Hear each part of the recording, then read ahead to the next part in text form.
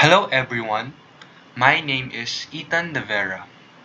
Today, I'll be discussing quantum computing, one of the most powerful and groundbreaking technologies in the ICT world.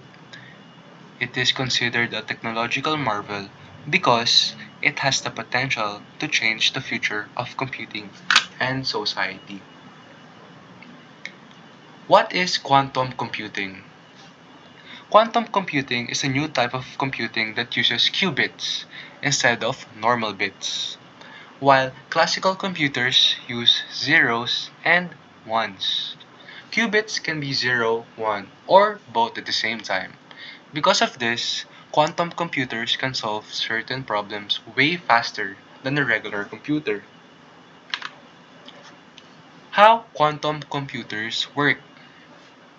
Quantum computers work using two main ideas. First is superposition, where a qubit can be in multiple states at once.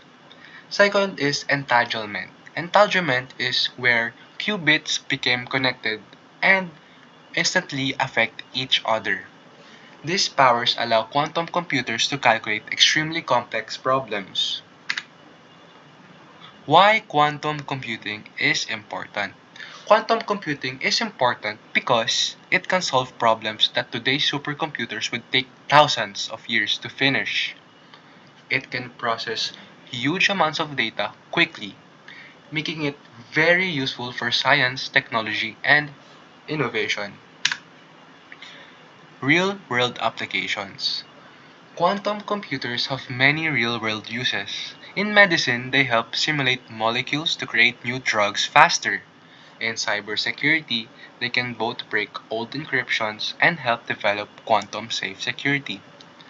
They also speed up AI development, improve climate prediction, and help companies optimize routes and final decisions. Current development and leaders. Big tech companies are competing in quantum development. Google's Sycamore processor made a major breakthrough called quantum supremacy. IBM has cloud-based quantum computers. Microsoft and D-Wave are also building powerful quantum systems that continue to improve every year. Conclusions. To conclude, quantum computing is a revolutionary technology that can solve problems far beyond the limits of classical computers. It will change industries like medicine, AI, cybersecurity, climate science, and more. Thank you for listening. Here are my sources for the presentation.